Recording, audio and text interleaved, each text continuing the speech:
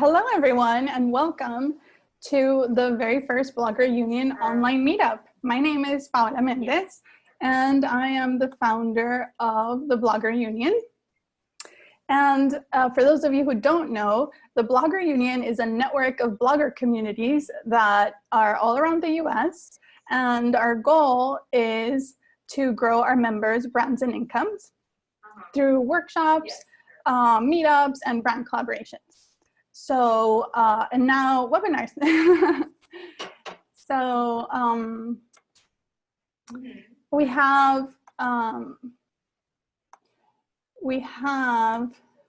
sorry, I'm also letting people into the room as we go. So we have chapters in different cities. I run the South Florida bloggers here in the Miami area. We have the Minneapolis bloggers, New York City bloggers, DC bloggers, Houston bloggers, and actually some of the chapter officers from those cities are in this call today. So I left the chat where everyone can chat with each other. So if you guys want to share your Instagram handle so you can follow each other, that would be cool, because we should have almost 100 people joining us today. So that would be quite a boost in our accounts if we all followed each other. But today we're going to be talking about taxes, because if you are a small business owner or you're a content creator who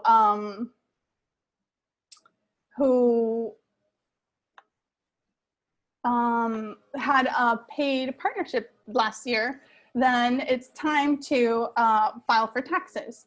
And we have an accountant with us today. She is so talented, and her name is LeeBetsy Charon. And why don't you tell us all about yourself? And we can see you now. Hi, everyone. Oh, okay. My name is LeeBetsy Charon. I'm the owner of The Craft Accountant, which is an accounting brewery I started that specializes, it's an accounting firm that specializes in craft breweries and small businesses. So a little bit about The Craft Accountant. It takes the worry behind your organization's finances and frees you from wasting time on tasks that don't add value to your customers or contribute to your bottom line. I specialize on running organizations' financing, including licensing, permitting, taxes, accounting, and payroll, allowing craft breweries and small business owners to focus on their business. That's a little bit about me. That's awesome. And I really love your motto, and it's the numbers so that we can worry about the craft. Yeah, stay true to craft, and I will grow the numbers. There we go. So that's awesome. Thank you so much for coming here and sharing your knowledge with us in this time where we have not only a bunch of tax questions, but we're all concerned about like our financial situation with this new situation that we're going through. So it will just jump right in right after I admit a few people here. Okay, so I think we can start it with when you start actually selling your services and products as a company, as a person that hasn't created a company, when would you recommend someone actually open a business for that? What do you think is a good signal? Or maybe it's the amount of money that they're making a month, or what would you recommend? Quite honestly, okay. Once the idea happens, or once you know what you want to go into business for, why not incorporate in that moment there? Because that way, any expenses that you start accruing during that time, you can include on your tax return for your business and take it as tax credit. So it lowers your tax liability. Okay, that's amazing. Okay, so what if it takes you from the moment you created that idea like years to actually make money? Oh wait, that's you know, because it was breaking up a minute. Oh, okay. Can you hear me there? Yeah. Okay. So what if it does take you a few years to actually start making money from the moment you created your idea? You should still open that business? I am a firm believer that you should. You should always just go ahead and make the dream come alive and incorporate. because then I feel that an individual will take their business a lot more seriously, because here it is. Now it's a full-blown business. Also, you've incorporated in a way that it's its own entity, so you're not held liable for certain, depending on what the company is. So it's a good idea to just go ahead and incorporate. If you don't, it's also still okay. You're still considered a business. You're just a sole proprietor. Okay. So just keep that in mind. Don't be like, oh my goodness, I didn't incorporate. I'm not legit. You know, I'm not anything. I'm a nobody. No. It's okay. That actually is perfect, because that was my second question. Someone submitted the question through the Fort Lauderdale bloggers asking, if I were to create a business, what kind of business am I looking to create? You want to create a limited liability company, also known as a limited liability corporation, an LLC.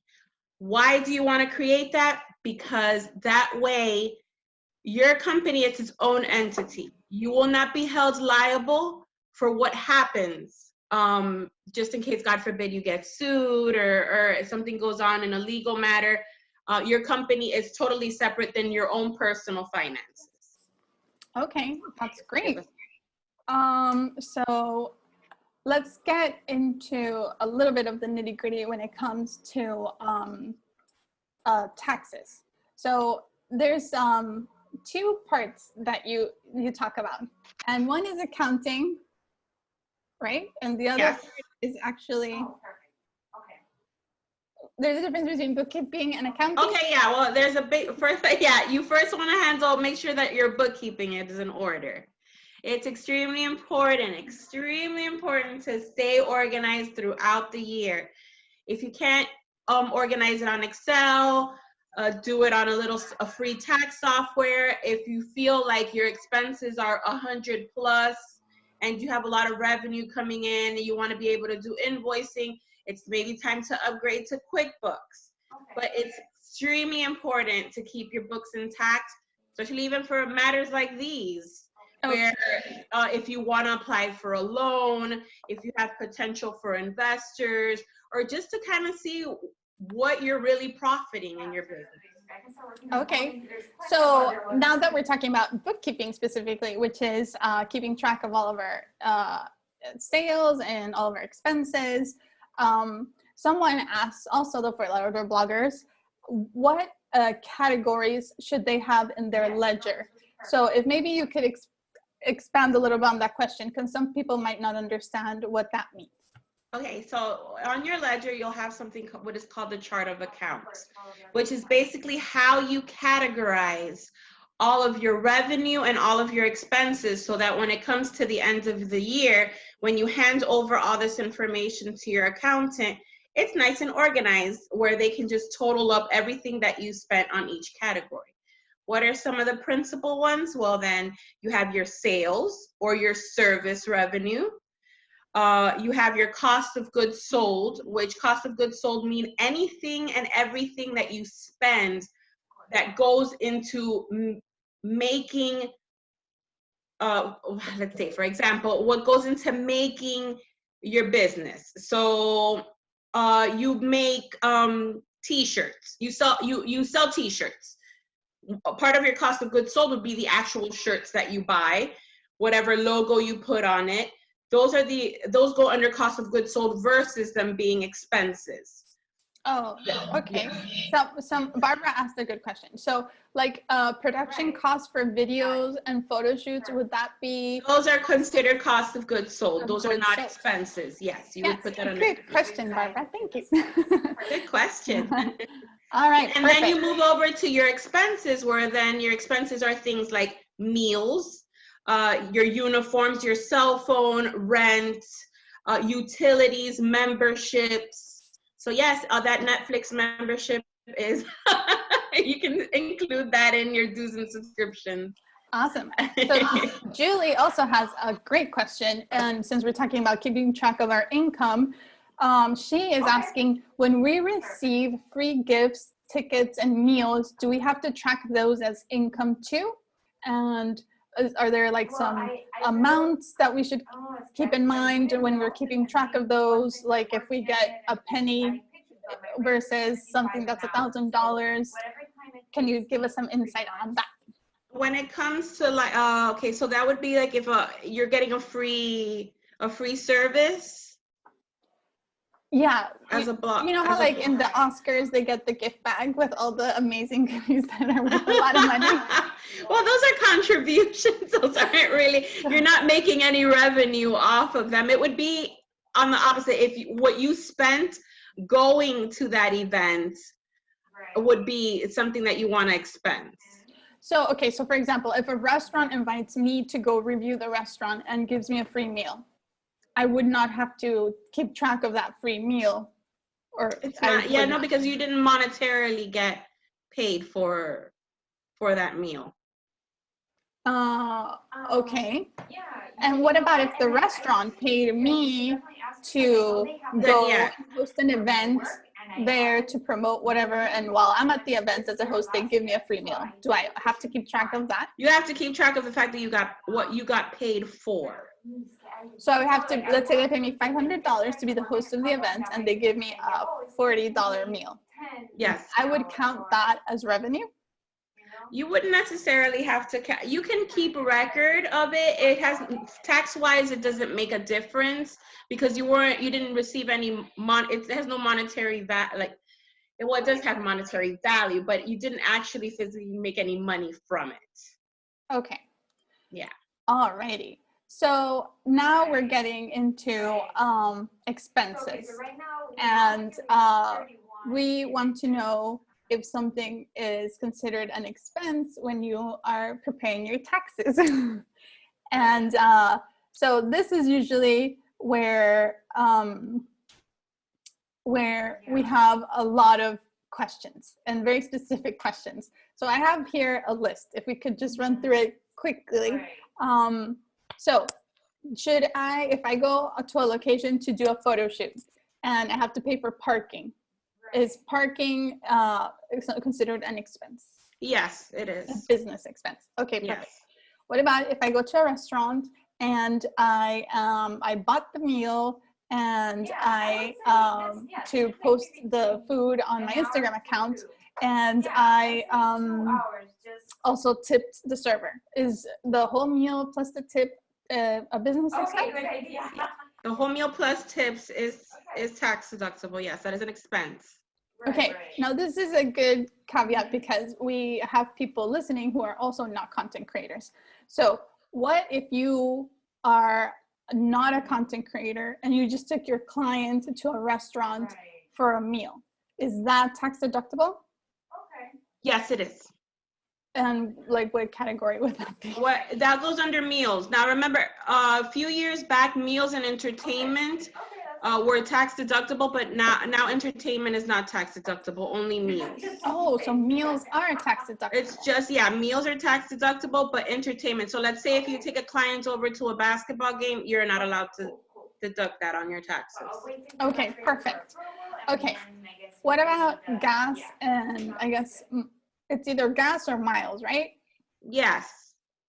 Yeah, so gas, and so you can take, there's two options. You would be either, if you have an LLC, which is a pass-through entity, and it goes on a Schedule C on your tax return, you have the option to either deduct your mileage if you have significant amount of mileage, or break down your auto expenses if they outweigh the miles that you drove.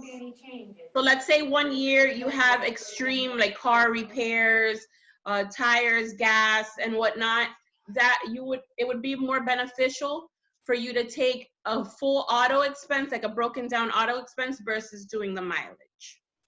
Okay. But you should definitely keep track of both throughout the year. Okay, perfect. Now someone wanted put a question in the chat and saying, what about if going back to income, reporting income? Yeah, no, I see the questions here. Give me 1 second. So you see, the thing is that it just kind of depends on it's a broad scenario as far as when it comes to if a company gives you gift certificates or the amount of the actual events, like the value of what they're giving you. whether you want to count it and keep track as a revenue or not. So it's like you'd have to like further consult that with an accountant, or you can consult that with me. But it just it expands that category. Like it, yeah, it's a specific scenario because we're starting to see brands. We're starting to see just feel free if you have any questions. Just I can after the webinar, I can definitely answer in detail what scenarios fall under whether you want to keep track of it as a revenue versus it's just a gift. Okay. So if it's just a gift, the other party who's gifting you is keeping track of it versus you having to keep track of it. Okay, perfect. So, okay. Someone asked if they became a business in Florida and they moved to another state, can you keep that business and run it in that state, or do you have to change something? You can still continue to run it in the state that you first incorporated in. Is there a benefit to changing? Yeah, state taxes to avoid state taxes. Oh, okay. So you recommend they just open the business in that state? Well, just keep in mind when you reopen the business in another state, other states require state taxes, so you'll start to have to pay state taxes for your business. Okay. Yeah, but they do require a business, like let's say if you were to move somewhere else, if you're not a resident of your previous state, you'd have to comply with whatever state you are living in. Okay. That makes it. Did I make sense? Alrighty. So, okay. I think just one more question about keeping track of our taxes and our bookkeeping, and then we can start moving to some relief resources, financial relief resources that you have found that we can apply for. And so the last question about bookkeeping is your bank account. So should you have a business bank account? Yes, I cannot stress this enough. Yes. Once you incorporate, open a business checking account. There are options to have free ones if you don't want to deal with the expense of having the monthly services charged. But it is imperative and important to have a separate account. Why? Bookkeeping purposes, it's easier. Grant purposes, it's easier. Loan purposes, it's easier. Okay, great. So I see some great questions in the chat. So why don't you tell us a little bit about the resources for financial relief that you have found and who can apply for them? And then if we have any additional time, we can go back because they want to get some clarification on what's considered an expense and how to open their LLC. So if I'll just let you tell us. Okay, first and foremost, jot this website down, sba.gov. So I'm going to put it here in the chat. Yeah, put it there in the chat. SBA.gov. Keep up with SBA.gov. They update all of the important information regarding all of the small business relief out there and available. So one that everyone in this chat would want to apply for, most definitely as a small business, even as a freelancer and a creative and a sole proprietor, is the emergency assistance program that they have available. It's a grant that's available that can get you up to a $10,000 advance if you qualify. Real easy application. Again, if you need any help filling it out, you can feel free to reach out to me and I can assist you with that. Do you happen to have the link for that one? It's under SBA.gov. Oh, okay. You'll just hold on. Let me get the exact under SBA.gov. I'll look for it if you want to keep telling us the next one. Okay, so yeah, that's the quickest and easiest one to apply for now. Also, even if you're a sole proprietor, apply for unemployment. I know that their website is crashing. It's impossible to get into.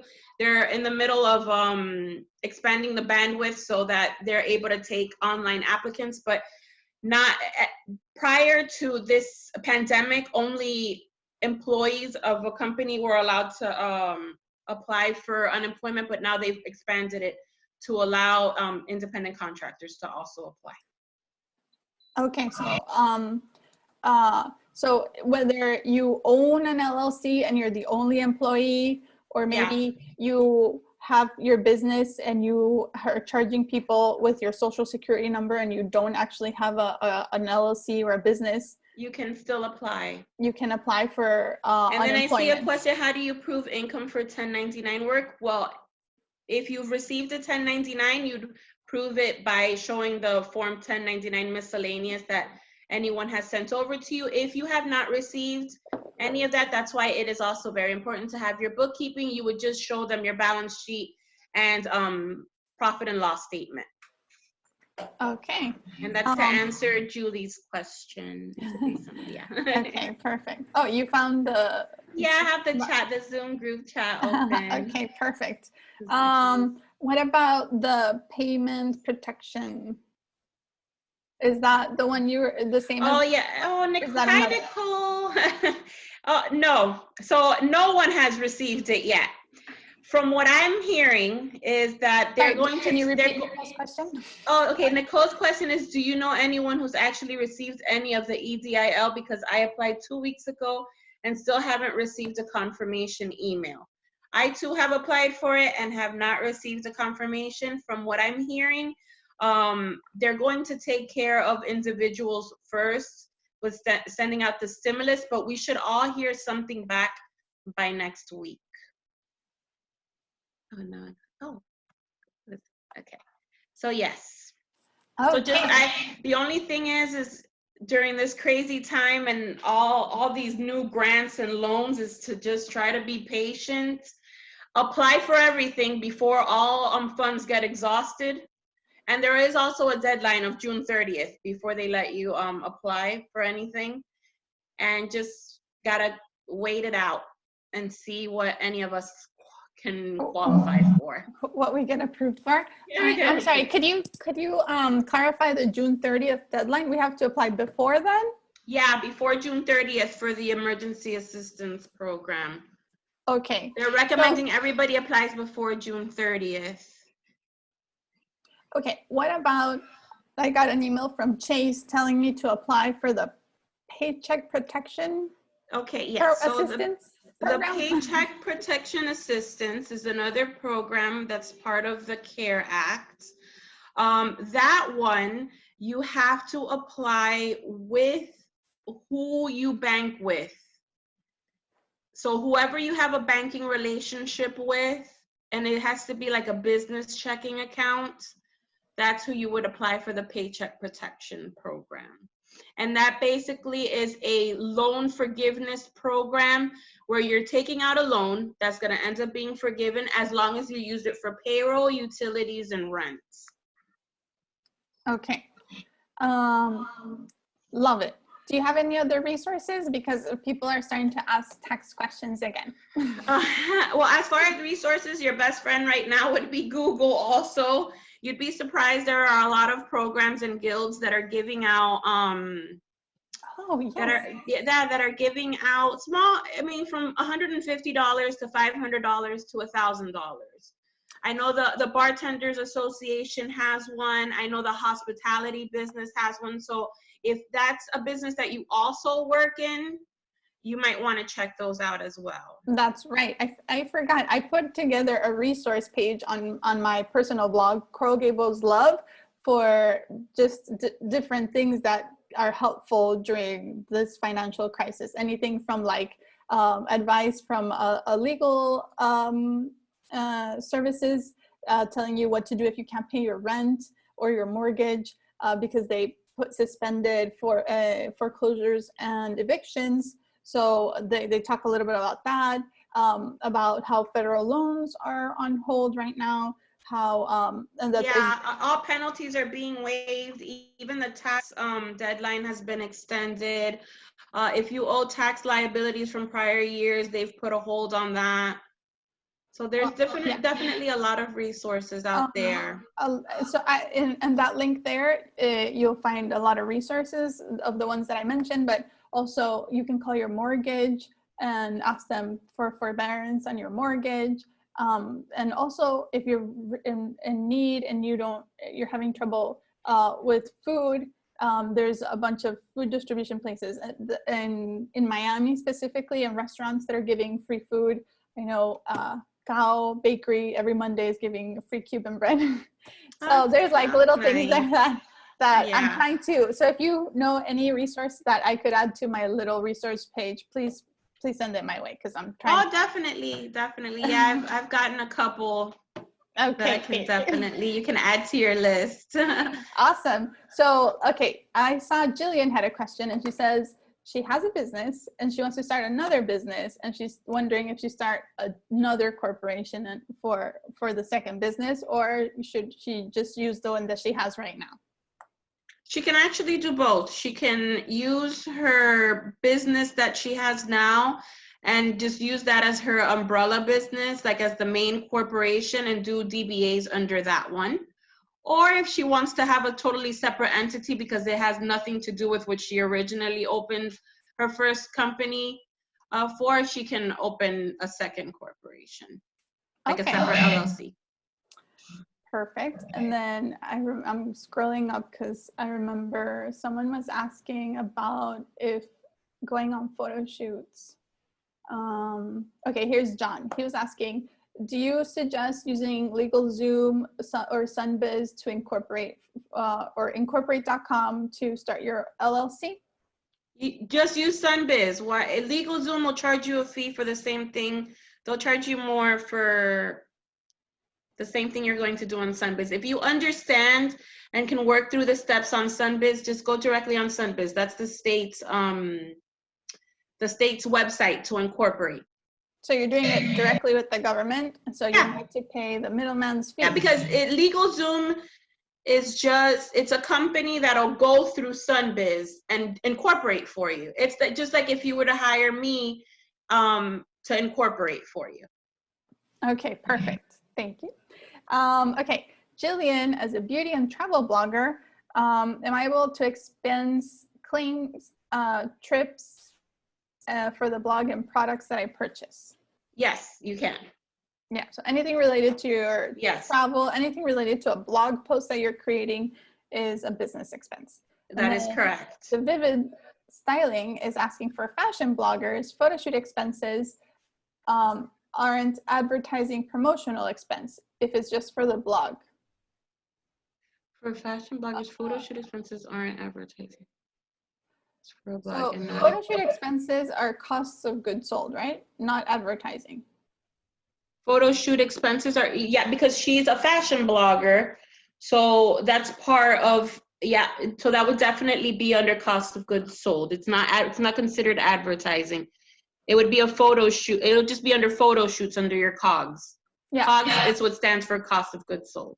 So something that would count as advertising, for example, would be if you boost a post on. Exactly. Yes. Or she buys her business cards. Right. Okay. Did I miss any questions? I think there's some down here. Nicole asked. Well, I don't know if this. I'll put it out there. You tell me if this is more of a attorney question. Nicole, assistance is so limited, but I don't want you a viable option. I don't want you. You don't want. That's like the last resort. That's not my department because I don't deal with bankruptcies. That's more at an attorney's standpoint. But let's give it all we got and see what we can do. We are going to have a webinar with an attorney so that he can answer legal questions like this about image licensing if someone takes your image or without paying you or giving you credit. Also, if people want to update their wills right now and all kinds of questions. So stay tuned for that because that is also coming. Someone asked, are there grants you can get to help with the cost of starting a business? Are there, wait, where's grants? Are there grants to help with the cost of starting a business? Yeah, they are. There are. Here, I'm gonna provide my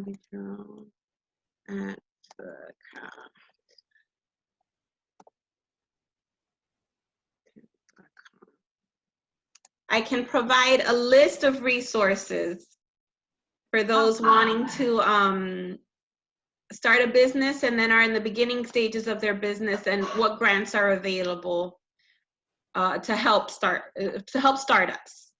And also check out SBA.gov. They do also have a lot of free webinars, a lot of grants that they offer, and memberships that one can join that assist with those kind of things. That's awesome. Thank you. Yeah. See, and she put her email in the chat in case anybody missed it, so that you can contact LeeBetsy after this. Also, I saw Elizabeth. Thank you so much for sharing your resources for people in need. I will check it out, see if I can add any of those to my resource page as well. Okay. Someone asked if you're a travel blogger, can you expense, is the plane ticket a business expense? Yes, you may. That is considered a travel expense. If you're writing about that destination. That is correct. And not if you're going on vacation. That is a good clarification. But if you're going on vacation and you end up doing a write-up about it, it's considered a business expense. Right. And then everything that you do during that trip, right? All the yes, that is correct. And these are the lovely perks of being a business owner. And then the other question was, how about if he's going to a travel conference?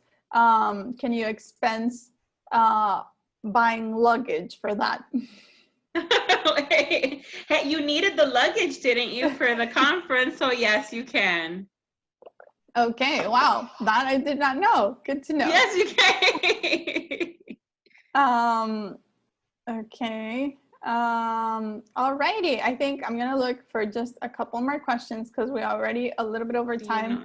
And well, John asked, ladies, I had an LLC about a year ago and closed it down. Do you know if the state will forgive the fee to reinstate it or discount the reinstatement fee? So the state of Florida used to forgive the hefty $600 ridiculous fee that they charge for not filing on time. They used to forgive it. They don't anymore. Oh. During this time, I would recommend try. If you want to reopen that business, write them up a letter asking them if they would forgive that penalty. And so you would be able to reinstate your old company. If not, then no. If you try to do it directly online and put in your old document number, it's going to charge you the fee. Okay. And I think our final question is something that we have gotten in our taxing meetups before, and it's that they ask if you are expensing something. For example, you bought an outfit for a photo shoot, right? Okay. But you're going to use that outfit after the photo shoot. Or Alana is asking about that suitcase, that luggage. You bought that luggage to go to a conference, but you're going to be using it outside of the conference scenario. So does that make it not, it doesn't qualify anymore? It's an expense. You're fine. Expense it. Okay. Alrighty. So I think that is it for now, you guys. Thank you so much for joining us to the very first Blogger Union webinar. I hope you guys enjoyed it. If you guys want to let us know how you felt about it in the chat before we disconnect. Also, feel free to add your Instagram handle. My personal email is paola@thebloggerunion.com. I'll put it in the chat too, so that you guys can reach me if you have any questions, if you have ideas for webinars, or just anything that'll make the community better. I'm always looking to hear from you guys. And you can also follow my personal blog on Coral Gables Love. And thanks so much for joining us. And I really hope that you all stay safe and we'll send information for our next webinar. And thank you so much, LeeBetsy, for spending the time with us.